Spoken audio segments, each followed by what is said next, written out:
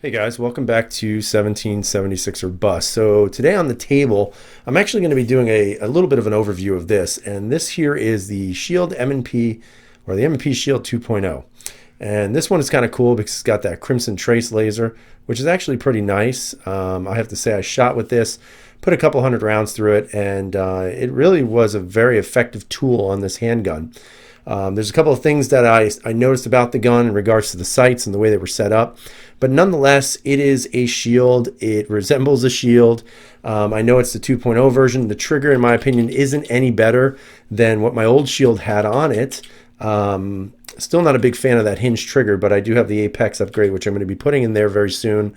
But I just wanted to show you really quick on the table what this gun has to offer, because there is a tremendous amount of potential, as always, with the M&P Shield. So let's take a look. All right, so to the table we go. So basically the overall feeling that I get with this handgun is one that is a very solid feeling gun, even though the size may not be what you would be used to with, let's say, a compact or a full-size handgun for obvious reasons.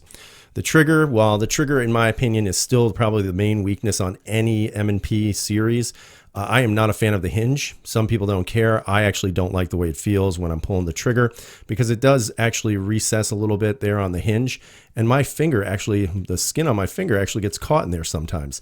So for me, it's not the most comfortable thing. But again, is it a mandatory upgrade? It most certainly isn't. Obviously, for me, what I'm going to plan on doing is actually put this little guy in there, and that's the Apex trigger. So that's going to be going in to replace it. Again, is it something that is an absolute must?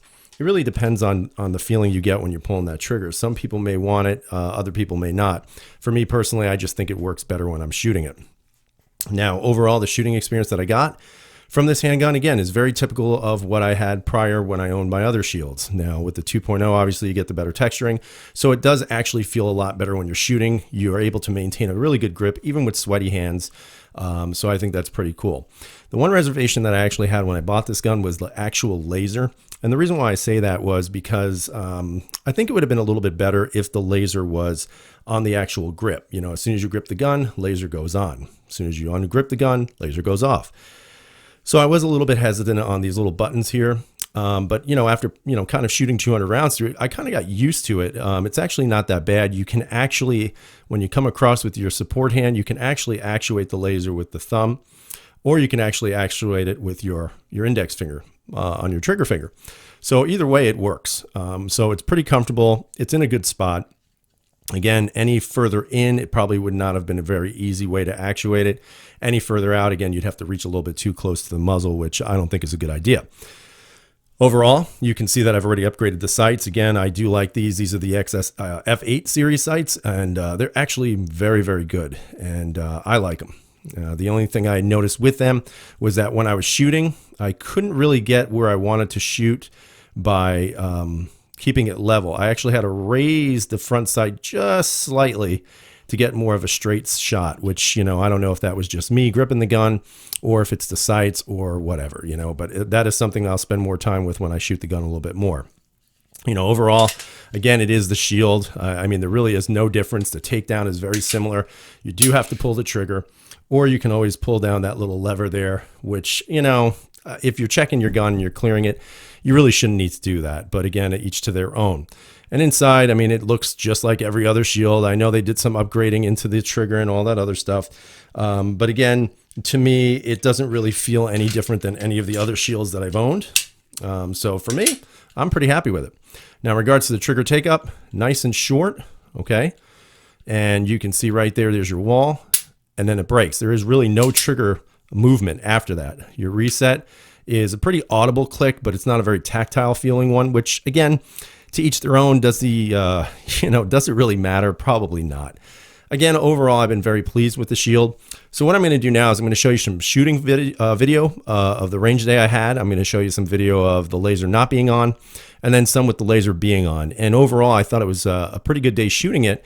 The groups, of course, aren't going to be the tightest groups. And again, I've never proclaimed to be a marksman shooter. I am a self-defense shooter, and I think overall this does a fantastic job. So, let's take a look at the video.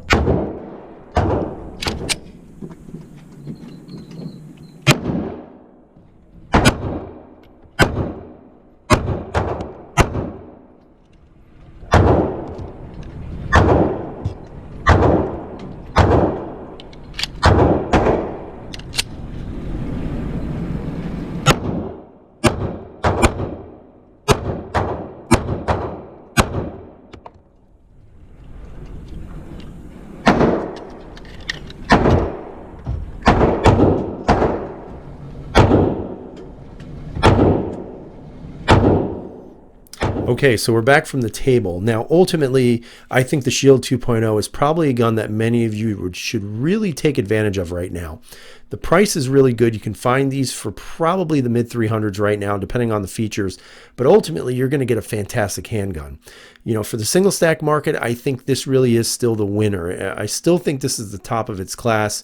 It is really user friendly. It's a very shootable handgun for such a small, compact gun. And I think right now, while there are some great competitors out there, and one I forgot to mention actually was the Walther PPS M2, but ultimately I still think the 2.0 still has enough on it that still makes it the best out there. Now, of course, many of you like those P365s, so I already know that some of you are going to say the 365, and that's totally cool because we have such great options. But in my opinion, just based on the track record of this gun alone, and just because of the features that it comes with, and just how shootable it is for a long period of time, I don't really think you can go wrong with this handgun. But I'd love to hear what you guys have to say. What do you think is the top of its class? Do you think it's still the Shield? Do you think it's a 43? Do you think it's something else? Whatever it might be, I'd love to hear what you guys have to say, and especially what you have experience using. So I hope you guys have a great night. Again, if you haven't subscribed, please subscribe. We're so close to 5,000. I'd love to get there, but I can only do that with you. So I hope you guys, again, have a great night. Stay safe as always, and freedom is never free.